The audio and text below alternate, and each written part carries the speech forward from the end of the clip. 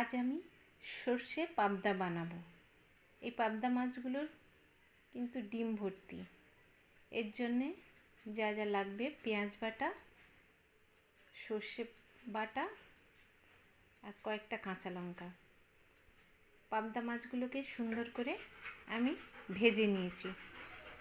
ভেজে নিয়ে উঠিয়ে রেখে ওই তেলেই কালো জিরে, শুকনো লঙ্কা ফোড়ন দিয়ে কয়েকটা কাঁচা লঙ্কা, চেরা কাঁচা লঙ্কা ওর মধ্যে দিয়ে একটু ভেজে নিয়ে সামান্য একটু হলুদ গুঁড়ো দিয়ে পেঁয়াজ বাটা দিয়ে ভালো করে কষিয়ে নিয়েছি।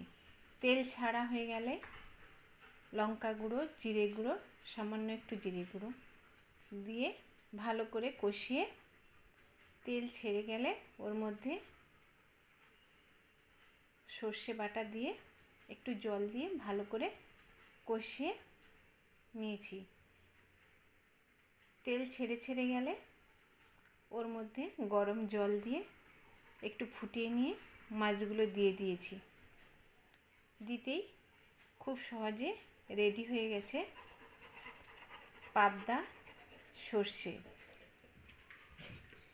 দারুণ স্বাদের হয় সর্ষে পাবদা।